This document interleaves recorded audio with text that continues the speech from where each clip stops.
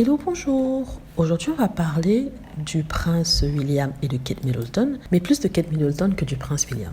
Donc, le couple va fêter son 10e anniversaire le 29 avril prochain. Ils se sont mariés le 29 avril 2011. Tout le monde se prépare à toute une sorte de battage médiatique dans la presse, même si bien sûr ils vont faire attention parce qu'on vient juste d'enterrer le grand-père du prince William, mais la presse anglaise a déjà fait des titres dessus, ça sera dans tous les magazines. Donc attendez-vous à voir des titres comme « L'amour a duré 10 ans », qui était parfaite pour être reine, elle est la seule à avoir su tenir la distance parce que Diana même Meghan n'ont pas pu, qui a le pédigré pour être reine, a le pédigré pour rester dans la famille royale. Et certains disent que voilà, Kate a fait tout ce qu'il fallait pour suivre le protocole, c'est pour ça qu'elle est dans la famille royale. Et c'est pour ça qu'elle a duré si longtemps. Ça fait quand même 20 ans qu'elle est avec le prince William.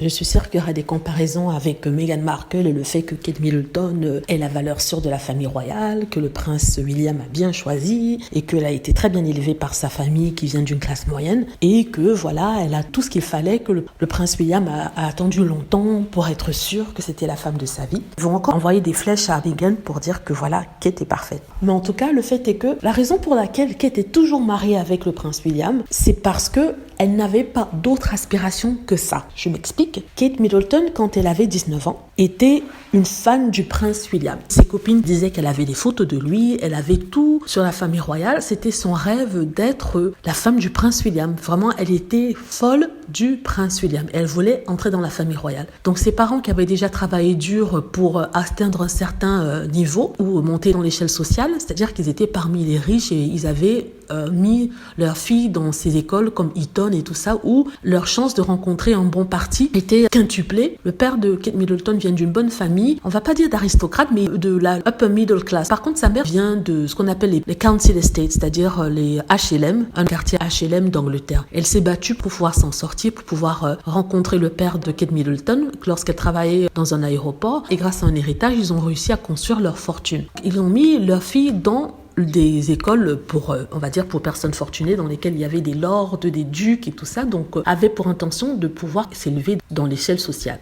Son rêve à elle, c'était épouser William. D'ailleurs, elle devait rentrer à St Andrews dans une université, mais comme le prince William avait décidé de prendre une année sabbatique, elle aussi, elle a reculé son entrée dans cette université. Elle aurait, on va dire, parce que c'est certaines personnes qui racontent ça, ses amis qui racontent ça, mais ça peut ne pas être vrai. Mais elle aurait repoussé son année universitaire pour être dans le même batch d'étudiants que le prince William. Et ça a marché, elle a épousé le prince William. Donc, ce que je voulais dire, c'est que sa seule ambition, c'est d'être reine. Sa seule ambition, c'est d'être mariée à William. Donc, elle ne va que faire ça. Il n'y a pas autre chose. Meghan et Diana avaient d'autres ambitions. Diana, quand elle a épousé le prince Charles, c'est parce que sa famille l'a poussée à épouser le prince Charles. Au départ, elle voulait être maîtresse d'école. Elle n'avait pas d'ambition d'être la future reine ou la future princesse. C'est sa grand-mère et la reine-mère qui ont arrangé son mariage avec le prince Charles. C'était vraiment un mariage arrangé. Donc, par contre, la fille Middleton, je ne pense pas. Je pense que son ambition était d'épouser William ou alors un homme riche, un aristocrate. D'ailleurs, si elle n'avait pas épousé le prince William, elle aurait fait comme sa sœur, elle aurait épousé un milliardaire, elle aurait arrêté de travailler. Donc, en partant de ça, on peut dire que c'est normal qu'elle reste longtemps dans la famille royale. C'est normal qu'elle soit mariée à William après 10 ans, qu'elle s'accroche à lui malgré les différentes rumeurs de tromperie, parce que c'est sa vie. William, c'est la vie de Kate Middleton.